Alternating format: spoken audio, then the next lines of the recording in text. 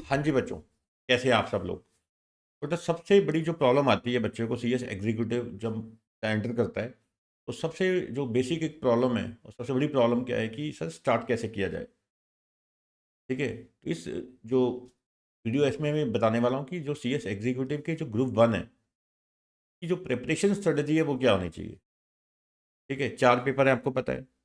ठीक है, मैं स्टेप बाय स्टेप आपको बताऊंगा, बहुत कम टाइम में आपको बताऊंगा भी इसकी स्ट्रेटजी क्या होनी चाहिए। तो बिल्कुल आप अगर ये स्ट्रेटजी फॉलो करते हैं तो आपका सिलेबस जो है काफ़ी जल्दी तैयार हो जाएगा। तो कुछ स्ट्रेटजी दो तरह की है यहाँ पे। एक तो है कि पूरी ग्रुप वाइज स्ट्रेटजी और फिर है सब्जेक्ट वाइज स्ट्रेटजी। जो ग्रुप वाइज स्ट्रेटजी है, ठीक है, वो मैं यहाँ बता रहा हूँ। जो ग्रुप वन की आपकी स्ट्रेटजी है वो मैं यहाँ बताने वाला हूँ। फिर जो हर एक सब्जेक्ट की जो स्पेसिफिक स्ट्रेटजी है, ठीक है, वो सब्जेक्ट में जो वीडियोज होंगे, लेक्चर्स होंगे, उसमें मैं बता दूंगा आपको। ठीक है, तो यहाँ पे तो केवल क्या है कि जो पूरे ग्रुप की जो स्ट्रेटजी है वो क्या होनी चाहिए, बड़ा वो डिस्कस करने वाले हैं हम। देखिए, ग्रुप वन की अगर हम बात करें तो मैं यहाँ अभी ग्रुप वन की ही बात कर रहा हूँ। तो ग्रुप वन में आपको जैसे पता है कि हमारे 4 पेपर्स हैं। ठीक है, जेआईजीएल हो गया, कंपनी लॉ हो गया,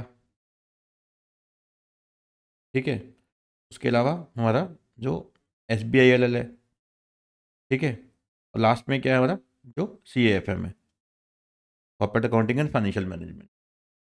अब देखिए, जो बेस्ट स्ट्रेटजी है वो हमेशा ये होती है कि आप एक प्रैक्टिकल स्टार्ट करो, एक थ्योरेटिकल स्टार्ट करो। ठीक है, अगर आप फोकस जो है सारा थ्योरेटिकल पे दे देंगे, अब ऐसा तो है नहीं यहाँ पे कि 2 प्रैक्टिकल है कि दोनों स्टार्ट कर लिए। ठीक है, तो यहाँ पे 3 जो सब्जेक्ट्स हैं वो टोटली थ्योरेटिकल हैं। ये जो 3 सब्जेक्ट्स हैं ये बेटा क्या है, थ्योरेटिकल है। ये टोटली थ्योरेटिकल है और एक प्रैक्टिकल है सी एफ एम का। तो यहाँ प्रेपरेशन स्ट्रेटजी क्या है कि एक आप प्रैक्टिकल स्टार्ट करो, एक थ्योरेटिकल स्टार्ट करो। ठीक है, अब प्रैक्टिकल तो चलो एक ही है यहाँ पे, तो सी एफ एम आप स्टार्ट कर सकते हैं, corporate accounting and financial management. ठीक है, ये थोड़ा प्रैक्टिकल हमेशा थोड़ा टाइम कंज्यूमिंग होता है। प्रैक्टिकल हमेशा ही टाइम कंज्यूमिंग होता है क्योंकि वहाँ प्रैक्टिकल क्वेश्चंस होते हैं, तो आपने सॉल्व कर करके देखने होते हैं। ठीक है, तो कोई बात नहीं, इसमें थोड़ा टाइम ज़्यादा भी लगेगा, कोई प्रॉब्लम नहीं है। ठीक है, और दूसरा आप स्टार्ट करिए कंपनी लॉ। ठीक है, कंपनी लॉ। अब देखिए, एक चीज़ समझिए ध्यान से। तो इन चारों पेपर में से जो इजीएस्ट सब्जेक्ट है, सबसे आसान सब्जेक्ट है, वो क्या है, एस बी आई एल। वो क्या है, एस बी आई एल। ठीक है, वो क्यों कि ये जो एस बी आई एल का सब्जेक्ट है, जो इसमें काफ़ी जो टॉपिक्स हैं वो किसके ऊपर बेस्ड हैं, कंपनी लॉ के ऊपर बेस्ड हैं। ठीक, काफ़ी आपको टॉपिक्स जो मिलेंगे यहाँ पे कि जैसे कॉर्पोरेट एंटिटीज का सेकंड चैप्टर है। ठीक है, और कन्वर्जन ऑफ कंपनीज का है। काफ़ी जो टॉपिक्स आपको जो मिलेंगे वो कंपनी लॉ के ऊपर बेस्ड है। ठीक है, तो बेटर ये है कि आप पहले कंपनी लॉ स्टार्ट करें साथ में। आप पहले कंपनी लॉ स्टार्ट करो इधर से, और साइमल्टेनियसली क्या स्टार्ट करो आप, सी एफ एम। ठीक है, तो पहले ये आपकी स्ट्रेटजी होनी चाहिए, company law plus C F M. ठीक है, company law plus C F M, तो ये दो आप सब्जेक्ट स्टार्ट कीजिए। ठीक है सर, आप जब ये काफ़ी जब आपको लगेगा कि ठीक है, आपका जो कंपनी लॉ का 50% के करीब हो चुका है, अराउंड 50% सिलेबस कंप्लीट हो चुका है। ठीक है, उधर से मान लीजिए सी एफ एम आप पहले ख़त्म कर लेते हो, लेट अस सपोज आपने सी एफ एम पहले ख़त्म कर लिया, तो कंपनी लॉ का अराउंड जब 50% हो जाएगा, तो आप फिर क्या है कि बेटा S B I L start कर सकते हो। फिर आप क्या है, S B I L start कर सकते हो इसके बाद। तो पहले याद रखिए कि आपने कौन सा करना है, company law plus C F M. ठीक है, रीज़न बिंग मैंने बता दिया। अब जो S B I L L है उसमें कुछ पोर्शन क्या है, कंपनी लो बेस्ड है। पोर्शन क्या बेटा, कंपनी लो के ऊपर बेस्ड है। C F M totally different है। तो देखिए, जो सी एफ एम में भी क्या है, कॉर्पोरेट अकाउंटिंग है पहला पार्ट, कॉर्पोरेट अकाउंटिंग। अब कॉर्पोरेट अकाउंटिंग क्या है, कंपनी लो के ऊपर बेस्ड है। ठीक है, तो आप जो ये कंपनी लो पढ़ रहे हैं यहाँ पे, इसका बेनिफिट आपको यहाँ कॉर्पोरेट अकाउंटिंग में भी मिलेगा, प्लस ये जो कंपनी लॉ आप पढ़ रहे हैं इसका बेनिफिट आपको S B I L L में मिलेगा। तो आप समझिए, आपके एक तीर से कई निशाने बज रहे हैं। तो आपको कंपनी लॉ पढ़ने का जो बेनिफिट है वो कॉर्पोरेट अकाउंटिंग में मिल रहा है, यहाँ पे जो सी एफ एम का सब्जेक्ट है प्रैक्टिकल, तो यहाँ वाला बेनिफिट यहाँ मिल रहा है आपको। उसके अलावा कंपनी लॉ को पढ़ने का बेनिफिट आपको कहाँ मिल रहा है, S B I L L में भी मिलेगा।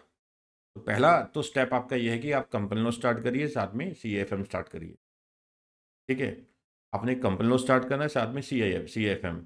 और जैसे ही आपका कंपनी लॉ का सब्जेक्ट 50% भी हो जाता है, तो आप साथ ही क्या है कि S B I L L subject start कर दीजिए। और S B I L L में भी पढ़ने का तरीका है।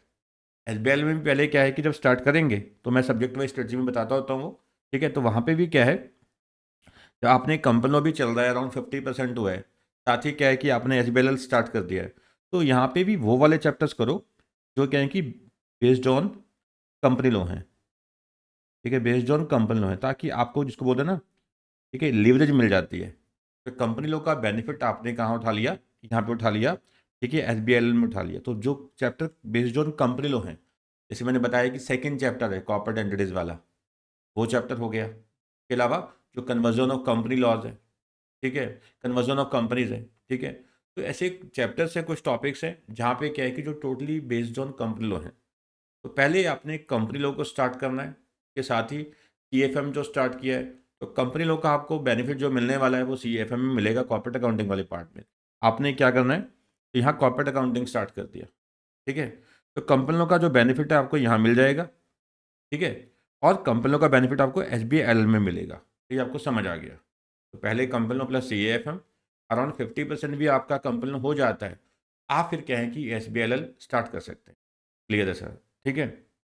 आप फिर सर JIGL का क्या है, तो जैसे ही आपका जैसे ही आपका इन दोनों में से कोई भी सब्जेक्ट कंप्लीट हो जाता है, CA कंपनी लॉ का आपने 50% कंप्लीट किया था, तो आपने SBL स्टार्ट कर लिया।